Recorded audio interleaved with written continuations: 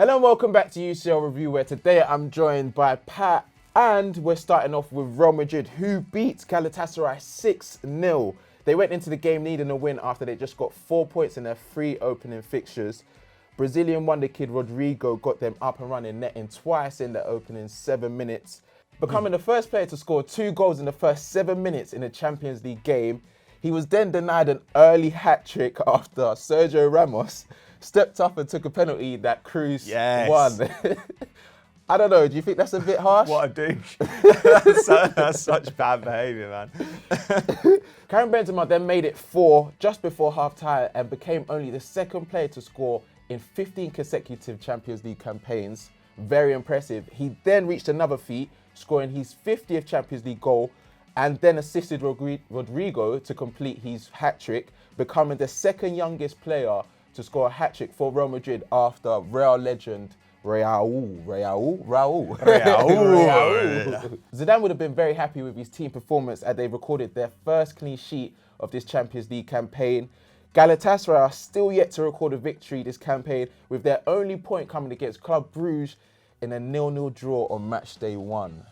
Struggling. It's mental they're so bad given all the guys they brought in the summer, right? Like Falcao and Lamina and all those people. But I mean, they were utterly dominated in this game. Los Blancos had 69% possession, nice, and recorded 20 shots with 11 of those on target. And obviously man of the match has got to be Rodrygo. 18 years old, but played like a seasoned veteran. Brazilian scored with every shot he had on target, recorded an assist, and got 3 key passes, which was the most for Real Madrid. That is an unbelievable all-round performance. He's obviously been labelled the new Neymar. Yeah. You come out of Santos and you go to Spain, you're going to be labelled the new Neymar, but on this form, he perhaps deserves that credit. And Benzema as well, who I've often said I think is about to drop off, keeps proving me wrong. It's really annoying. 8 shots, 2 key passes, and a dribble completed. 15 Champions League seasons, as Sam said, 50 goals for Real Madrid and 62 overall, because he got a few for Lyon before the move, averaging more than 4 goals a season, which actually in the Champions League is pretty damn good. Sergio Ramos as well deserves an honourable mention, despite his appalling behaviour in taking that penalty. Controlling the game from the back, 99 passes, 97% pass accuracy, which basically means he missed with 1 of those passes. His second goal of the campaign as well. But Real still have some going if they want to finish top of the group. I think that if PSG avoid defeat against them at the Bernabeu, which is in the next round of fixtures, and I think they finish top, right? So, I don't know. Real Madrid will want to get their own back, but I still find it quite hard to see Zidane getting revenge and closing that gap. As for Galatasaray, their heaviest defeat in European history, and they're probably not going to qualify, seeing as they're actually worse than Club Brugge. But you'd hope that in their next game, which is the Belgians visiting them in Istanbul, they can get the 3 points. Anyway, a fantastic night for Real Madrid and for Rodrygo. Before we go on to our next section where Spurs smash Red Star Belgrade, we want to make sure you are subscribed to Eurofootball Daily and hit that notification bell to never miss a video. But as I said, Spurs smashed Red Star Belgrade. They beat them 4-0 comfortably in Serbia, with goals coming from Lo Celso, 2 from Son and 1 from Eriksson in the last minutes. This result sees Lily Whites extend their 4-point gap over Red Star Belgrade in Group B, making it incredibly likely that they're going to qualify to the last 16 again, behind only Bayern Munich, who remain 5 points ahead of them. They recovered superbly after their 7-2 mauling against Bayern Munich, 9 unanswered goals in 2 games against Red Star, and this was remarkably their first away victory in all competitions since that famous 3-2 victory against Ajax in May 9 games ago. Their clean sheet here was just their 3rd of the season in 15 League and Champions League games this season, and it was pretty deserved victory as well. They had 67% possession, 17 shots to 5, with 6 on target to just 3. XG had it at 2.4 to 0.5 in their favour, and they have now scored in 13 away Champions League games. Only Chelsea with 15 beat them as for an English side in the competition. Pochettino acknowledged that this was a result that his side really needed after the game, and this is what he had to say. I think it was a great result away from home. I think we needed to have a game like this. I think to recover our best feelings, our trust, and build our confidence. Important game for us, 3 points, happy. The performance of the team was very good in a very difficult place. No, I am so happy but we need to keep going, working. I think it's only a small step again, like was on Everton, building our confidence and trying to find our best way to performance and win games. That is the objective this season. Red Star, on the other hand, will be disappointed with this result. Obviously, they've been known as giant killers the last couple of seasons, taking points off Liverpool and Napoli at the Rajko Mitic Stadium since the start of 18-19. But this was their heaviest home defeat in European Cup history. They've now conceded more goals than any other side after 4 rounds of games, with 13, which is, I mean, it is truly remarkable. Mad. They've got a final game away at Olympiacos, so if they win that, they'll probably qualify for the Europa League.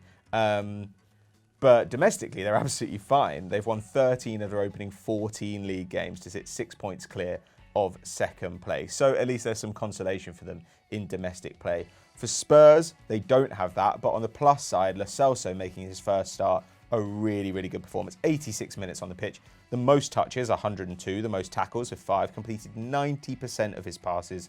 2 chances created, 3 shots and a goal. Pretty damn good. And Tanguy Ndombele as well continues to be fantastic. 86% pass hack, 4 tackles, 5 dribbles, 2 key passes and a shot. He can just do everything. Man of the match though, arguably Heung-Min Son. Incredible performance, obviously in a difficult week for him. Had that red card overturned. In this game, 3 dribbles, 1 key pass, 6 shots, 2 goals, and hit the bar in the build-up to Lo Celso's opener. I think he actually went and apologised down the camera, right? I love that as well. He literally, like, you can tell it's affecting him as well. So, he was so upset, man, and like nobody likes to see Son upset. He's adorable. He's just a nice guy, innit? And anyway, they're back in action this Saturday against Sheffield United at home, hoping for their first victory in 5 Premier League games. Obviously, we all hope they lose. Let's move on to our final section.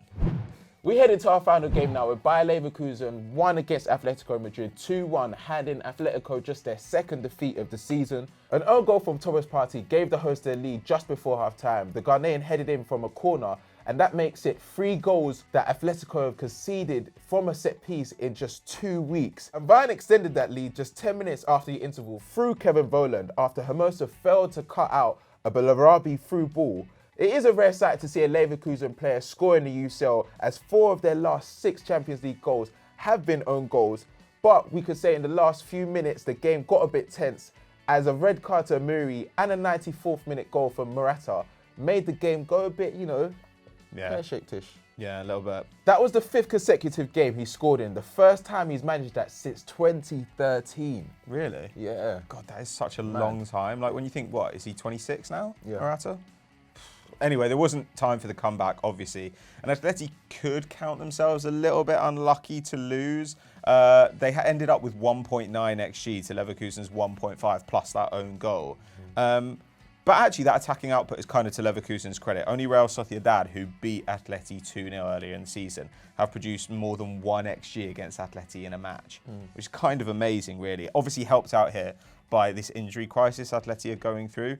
They're missing Savic, they're missing Jimenez, so they started Hermoso alongside Felipe Montero, who they brought in from Porto in the summer, the 30-year-old. And then they had Renan Lodi at left back, who ended up being subbed for Thomas Lemar. And then they had Santiago Arias, who also, I think, almost scored an own goal, headed against his own crossbar, which would have been pretty amazing. Atleti might have actually had a better attacking performance if they hadn't continued this experiment of trying to play Costa Morata together, which is awful. I don't think that works. Well, you've just got 2 guys who are in each other's space, right? And it's interesting that like Morata ends up scoring after Costa goes off. Like I think in the games that they've started together, they've won 1, drawn 2, lost 1, and overall the team has scored 3. The only goal that the pair have scored is, I think, a penalty that Costa got, which is like pretty demoralising, right? Anyway, Leverkusen, despite this result, still fairly unlikely to advance. They're bottom of the group on 3 points. They're behind Lokomotiv Moscow on head-to-head. Then Atleti are on 7 points and Juve are on 10. So I think that this one is basically settled. But at least they had a fun night in Leverkusen. And we've had fun here. We've had serious fun here. So that's all we've got time for on this week's UCL review. Obviously, we'll be back in a couple of weeks with the 5th round of fixtures. Thanks very much to Sam. Don't know why I said it like that. It's really aggressive. But anyway, make sure that you like and subscribe. Drop us a comment below, and we'll see you next time. Bye.